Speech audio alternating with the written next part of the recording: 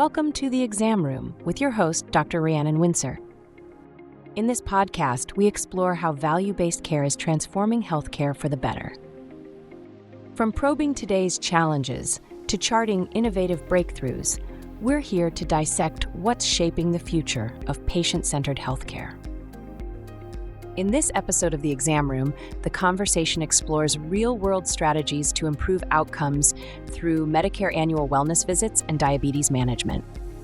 The team also discusses challenges like provider fatigue and Medicare eligibility checks, and how operational leadership helped overcome them. The episode then shifts to diabetes control, with insights on leveraging clinical pharmacists, team-based education programs, and targeted outreach to high-risk patients.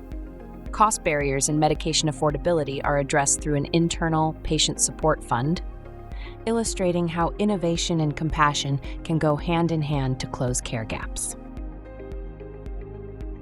Okay, so I was thinking maybe what we could do is kind of shift gears a little bit and maybe talk about a specific benchmark.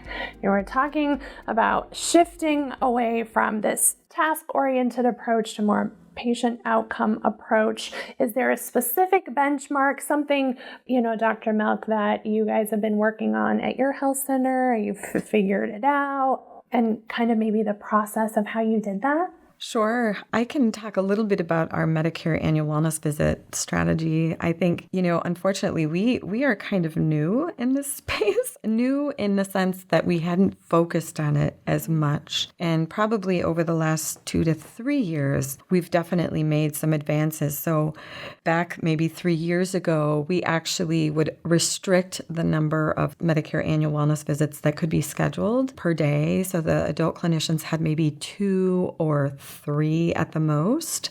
And of course, that isn't great for patient access. It limits the availability of these visits.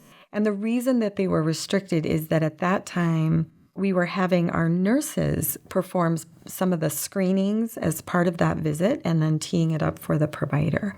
So there was a lot of, FTE involved in kind of getting those visits completed. And so one of our nurses kind of took the effort to go around to all of the clinics and train our medical assistants to do all of the screenings. I mean, because every provider always has a medical assistant, and that's kind of a standard throughout. Even on our mobile clinics, we have a medical assistant assigned to a provider. So it would expand access in a much better way if we could do this. And then we went away from what we called Medicare Annual Wellness Visit slots to where they essentially can be scheduled any time of any day, unless it's an acute care slot. So it really opened up the access for our patients. We have set a goal for our health center to reach 55% or higher of our seniors getting a Medicare Annual Wellness Visit. And, although this doesn't sound great, we were, when we started, at like 19%. And then last year, I think we finished at about 39%. So, we've doubled. And so I'm pleased to see that progress. And I'm hopeful that we will see it go even higher this year. And so we're still kind of looking for innovative ways to complete these visits in a more efficient way so that the provider isn't caught up as long.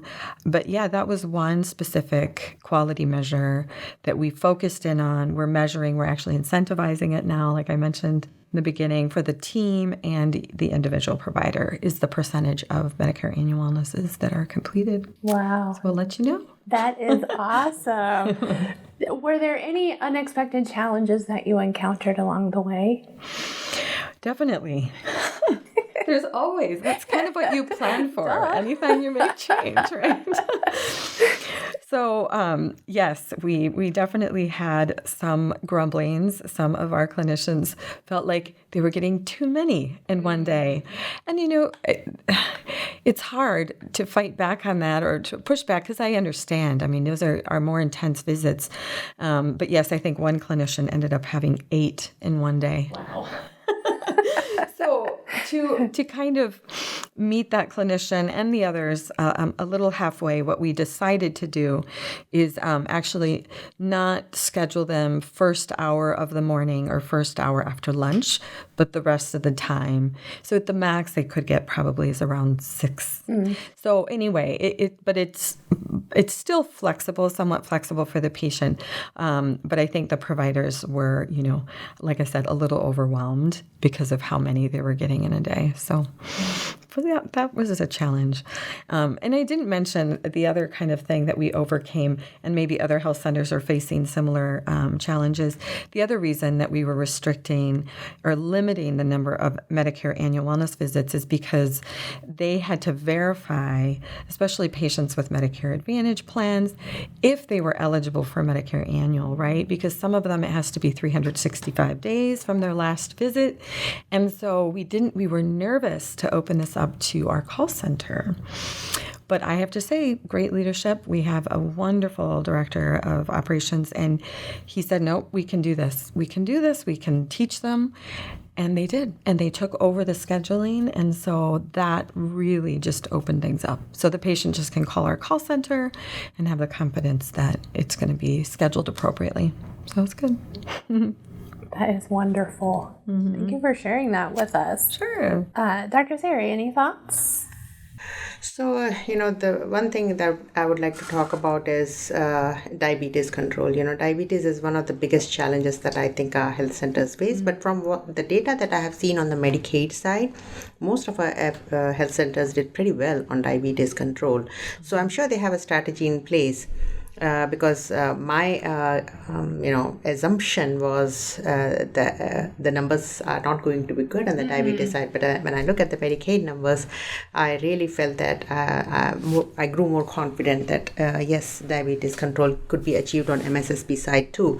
So I just want to make sure that they are focusing on following the same strategies for MSSP population, and that is my upcoming meeting topic too. So I just actually happened to send an email to all the FQHCs this morning about a strategical approach towards diabetes control. So I'm hoping that will bring up the discussion during my meeting, and they can bring up what challenges they still face and how can we achieve a better number than ever. Yeah, our health center, we have 2 full-time clinical pharmacists who definitely are, I would say, the experts in diabetes care and management, especially with all the new medications that are out there. I mean, I really see a lot of our clinicians consulting them. And then about a year and a half ago, we received a small grant from Arizona Department of Health to have one of our sites accredited as a DESMES site, which is the Diabetes Self-Management Education and Support Program. It's a multidisciplinary team approach to diabetes management with behavioral health involved, dietetics, and most FQHCs have access to these staff members. And yeah, it's a set curriculum that you can have your patients get involved with. Again, back to the engagement, that's key. So we are getting ready to sort of kick this off again and take a fresh look at this DESMES program. And how can we, leverage the expertise that we have? And because there's only 2 of them, and I can't remember the exact number, but 9% of our health center patients, so what is it? It's about 3,000 of our patients have diabetes. But, they obviously can't and maybe don't need to see all of them, but fine-tune who are those that are high risk, the A1C is over 9, or they have other complicating factors or comorbidities, and then maybe fine-tuning and focusing in on those patients, I think would probably be the smartest strategy. So, yeah. Interesting. Yeah, that makes me, feel like this is something that I'll bring up during our meeting because, Chirka seems to be leading on those lines. So, Thought leader over here in the corner. Thought leader, I need more. I love action.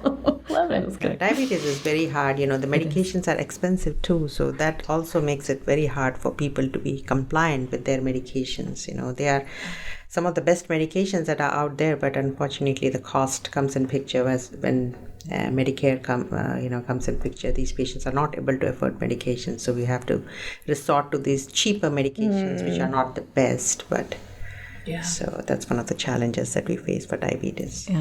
Yeah, we at Chiricahua, and I'm certain probably other health centers have similar programs, but we have something called Chiricahua Cares, and it's a fund that we just collect donations from private donors. Our employees donate, vendors donate, and it's used to help pay for things that patients can't afford. I mean, it could be electric bills. There's an annual cap per patient, and to exceed that, we have to get, like approval. But in the pharmacy, and I see it every month because I have to sign off on the invoices, they are helping patients pay for their medications for things that they can't quite afford if their copay is too high.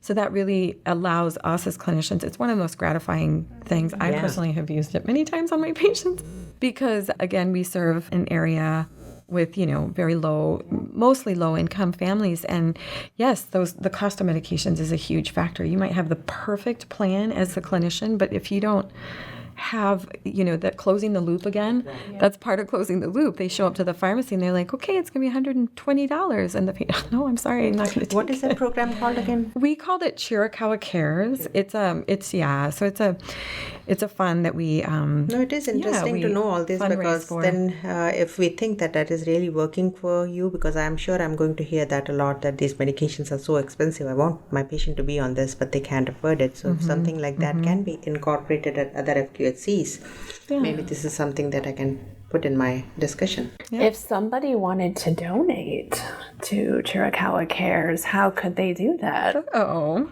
well, you can definitely come to our website. There's a donate button there.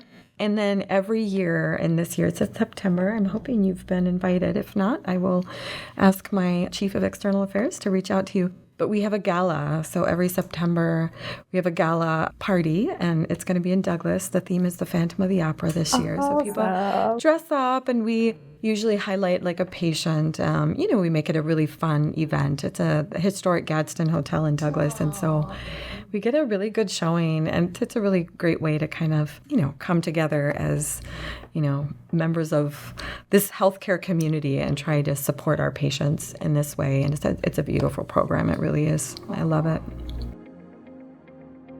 Thank you for joining us in the exam room, where we examine the vital signs of value-based care and diagnose what's shaping the future of healthcare. We hope this conversation was as insightful as your last checkup. A big thank you to our guests for sharing their expertise and prescribing actionable ideas. Stay tuned for more episodes as we probe the topics that matter most in value-based care. Until next time, take care, and thanks for listening to The Exam Room.